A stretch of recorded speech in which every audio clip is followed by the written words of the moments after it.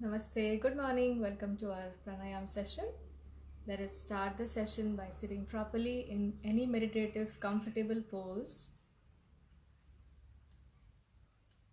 Keeping your spine straight, lengthening your spine. Roll your shoulders and bring them down. Relax them completely. Relax your neck, face, eyes gently closed. Any mudra of your choice with your hands.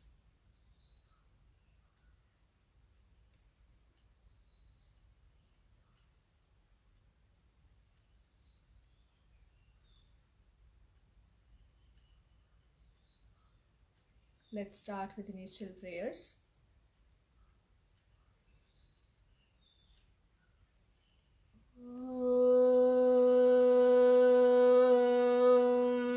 सहना भवतु सहनौ भुनक्तु सह वीर्यं करवावहै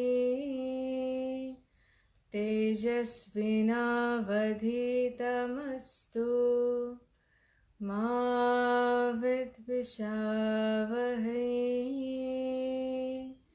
ॐ शान्ति शान्ति शान्तिः.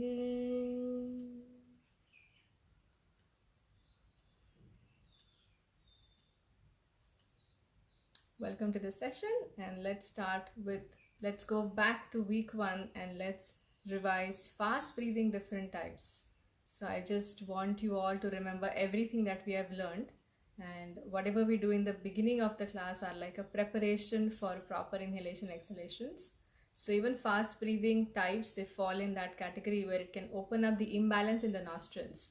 So if you think that there's less flow or more flow in one of them, so we can always go back to the basics and keep on shuffling according to our needs, what the body needs as a preparation. So today we will do fast breathing type 2 and type 3, and I'll quickly remind you what it means. So we are taking pranam mudra of our hands, and in type 2 we are only going to inhale and exhale in a rapid manner through the left nostril, and in the second type we are going to inhale and exhale in a fast pace only with the right nostril. Okay, so let's begin here. You remember the pace, it's similar to the fast breathing. You start slow, then make it faster, and then again make it slower and end. Let's begin. We'll do it together. Using your right hand for the mudra, closing the right nostril, and now inhaling and exhaling in a rapid manner through your left nostril only. Okay, let's begin. Closing the right nostril, observe your breath, and let's begin.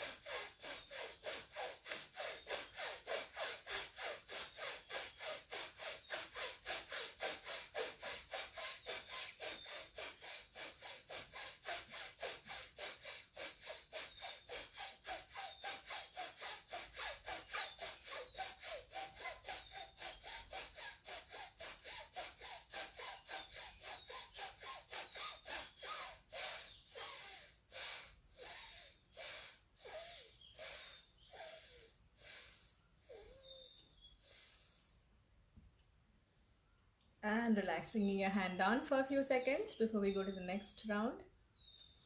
Take a deep breath in and breathe out completely. Again, take a deep breath in and breathe out slowly. And now we'll do the similar action with our right nostril. So we're going to inhale and exhale in a rapid manner with our right nostril. So again, closing your left nostril with your ring finger now.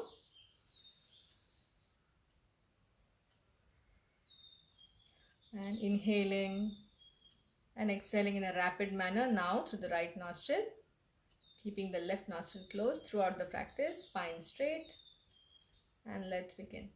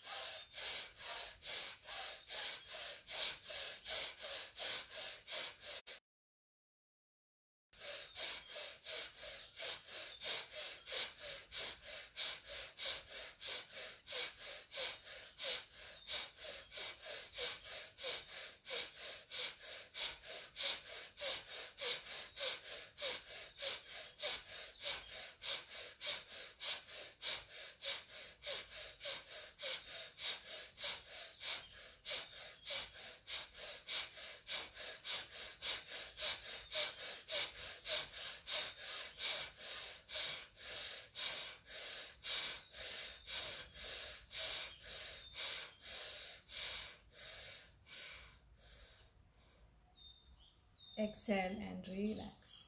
Stay here for a few seconds, observing how both of your nostrils feel at this point.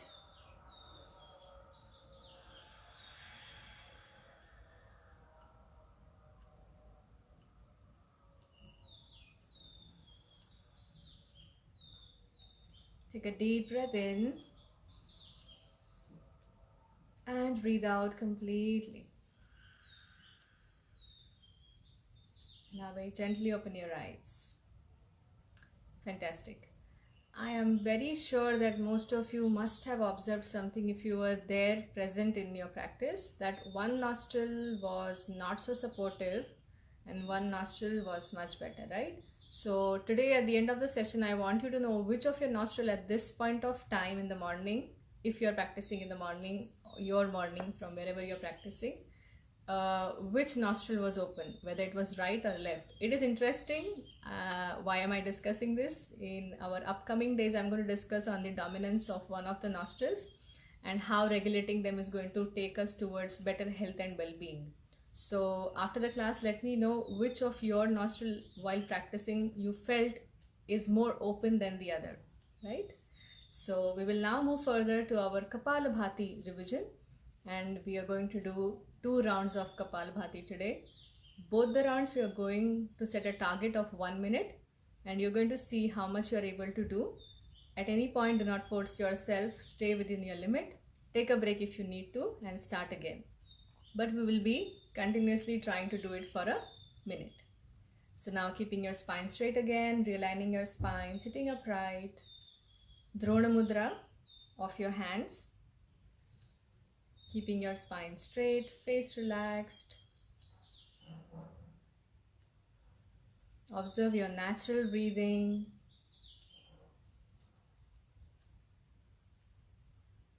Now allow your focus to be either on the eyebrow center or the navel center near your belly button. Choose any one point for your focus as you do your Kapalabhati. Focusing only on the active exhalations. At the same time, the abdomen gets tucked in.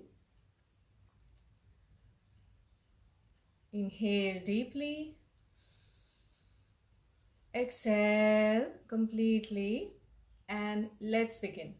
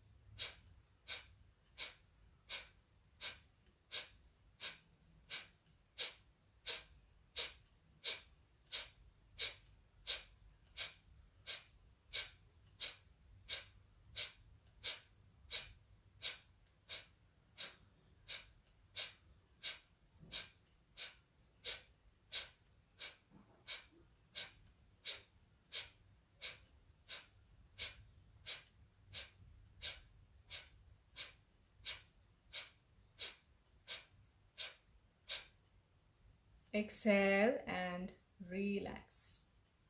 Very nice. I'm hoping that most of you are able to do for more than 30 to 40 seconds or even up to a minute completely. So a quick few checkpoints that you may not realize, some mistakes that we do while doing Kapalabhati is we are inhaling. That's a mistake. You don't have to deliberately actively inhale.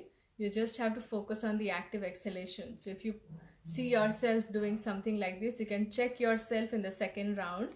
The sound will help you understand that if you are mistakenly inhaling in Kapalabhati, the sound will be something like this.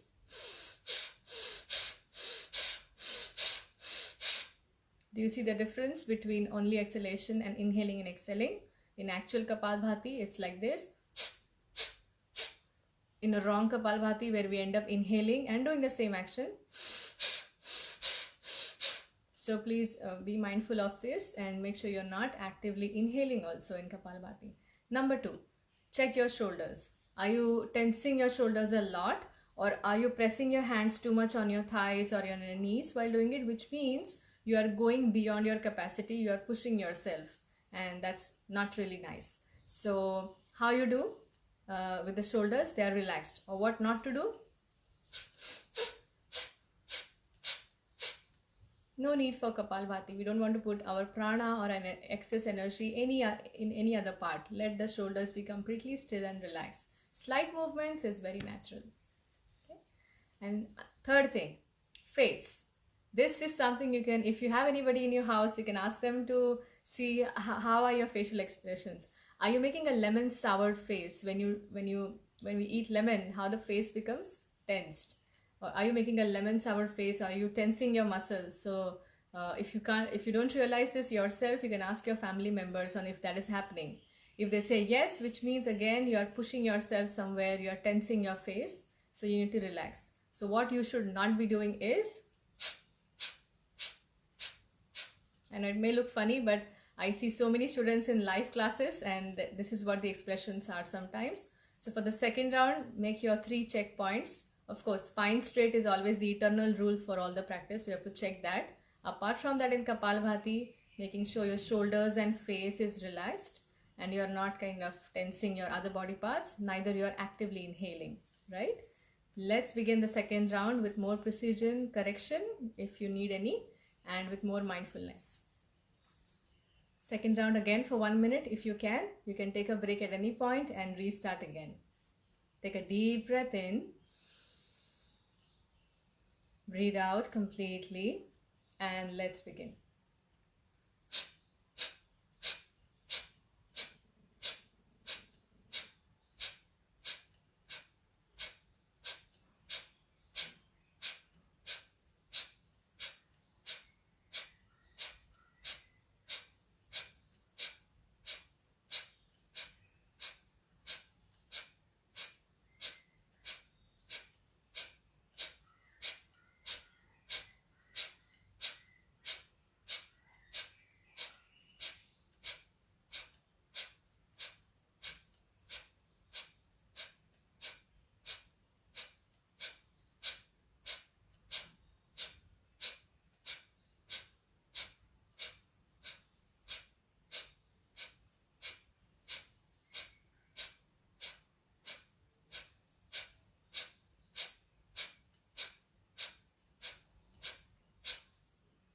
Exhale and relax.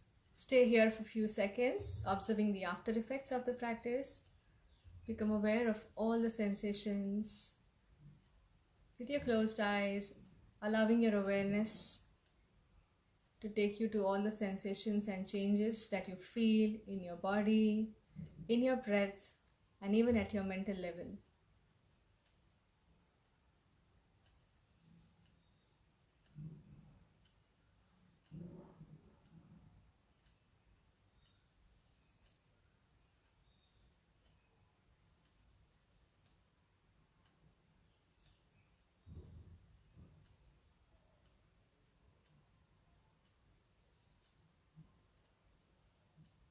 Now moving further to our alternate nostril breathing, Anulom Vilom, starting with the left nostril first, inhaling in 4 and exhaling in 8. Any point you want to reduce your ratio, you can. Keeping your left hand in any mudra of your choice, taking Pranav Mudra or Vishnu Mudra with your right hand, closing your right nostril with your thumb, left nostril with the ring finger. Keeping your spine straight, shoulders, face relaxed. Gentle smile on the face and eyes closed. Closing your right nostril. Inhale to the left. 1, 2, 3, 4. Right exhale. 1, 2, 3, 4, 5, 6, 7, 8. Right inhale. 2, 3, 4. Left exhale.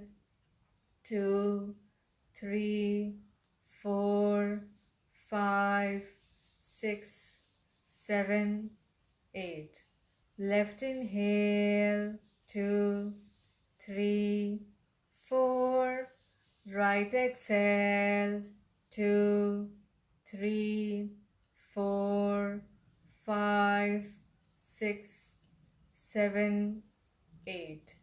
Right inhale. 2, 3, 4. Left exhale.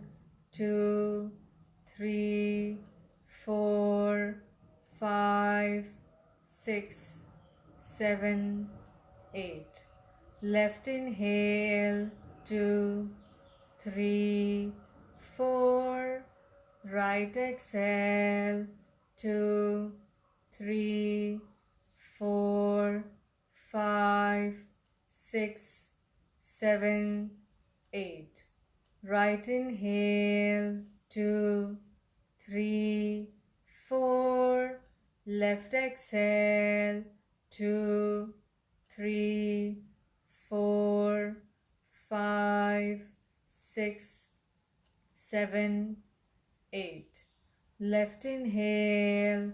2, 3, 4. Right exhale. 2, 3, 4, 5, 6, 7, 8. Right inhale.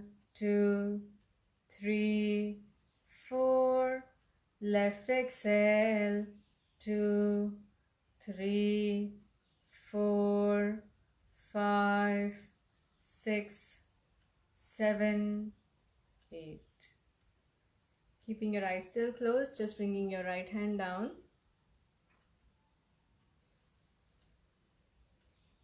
Awareness on all the sensations that you feel at bodily, breath and mental level.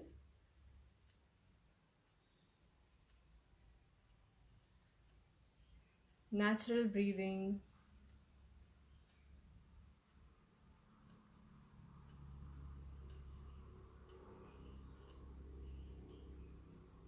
And now moving further to our Brahmari practice, sound of humming bee. We will be doing around 7 rounds of it. If you want to take any mudra with your hands, you want to close your ear windows or any other mudra, you can, or you can rest your hands in mudra on your lap. Keeping your eyes closed throughout the practice and also keeping it closed for a few seconds more once you are done. Eyes gently closed, gentle smile on the face. Inhale deeply and let's begin 7 rounds.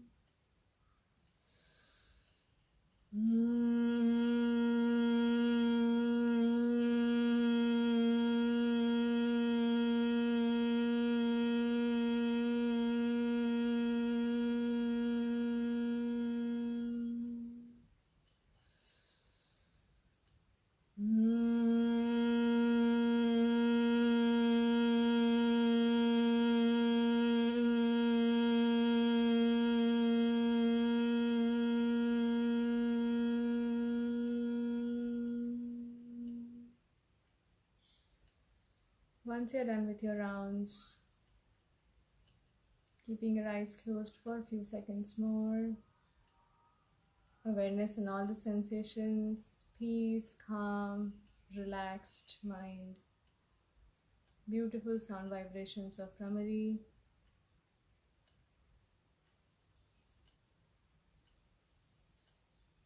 Observe your natural breathing. Allow yourself to soak in the beautiful sensation of the practice.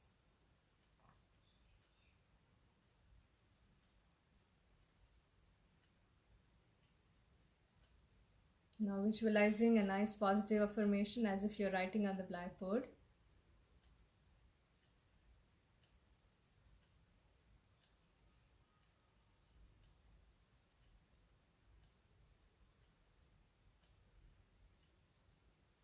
I heal and nourish myself every day with my breath.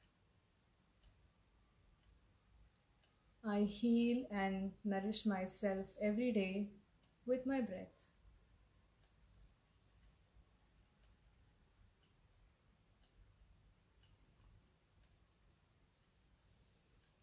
Repeating this affirmation any time of the day to remind yourself of this beautiful experience that you are having now.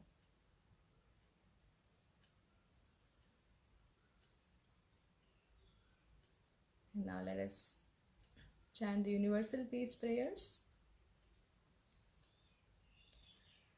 Sarve bhavantu sukhinah, sarve santu niramayah, sarve bhadrani pashyantu, ma kaschid dukha bhag bhavet. Om Shanti Shanti Shanti. Rubbing your palms, bringing the warmth of your palms on your face, opening your eyes inside the palms and gently bringing your hands down. Let us pray for the well-being of all around us. Loka samasta sukhino bhavantu, and surrendering our practice to the Supreme Lord. Thank you very much for joining today. A small tip I thought of sharing, which based on the frequently asked question, is why do we use a mat or any kind of a blanket or any kind of dari that you use while pranayam? So why is it mandatory? Can't we just sit on the floor? The simple reason behind it is we are doing pranayam, so we are generating a lot of prana in the body, and there is some changes that are happening in our body on the energy level. So we don't want this energy, which can be compared in the day-to-day language like the electric currents or some nice waves that we are generating, to pass on the ground. We want it to be absorbed and be retained in our body. And that is the reason in all the yogic scriptures it is advisable to sit on a specific mat. In fact, in some scriptures it is said that you can use kusha grass mat, and it's easily available nowadays also, like hand weaved kusha grass mat, or even a yoga mat is okay just to be on a practical reason. So do not never sit on the floor, the bare floor, for your practice. Always use something under you, maybe a mat, blanket, any kind of different mats that you have been using, or a kusha grass sit down. Okay, let me know today which of your nostril was open while doing the practice. Okay, see you all tomorrow. Thank you very much.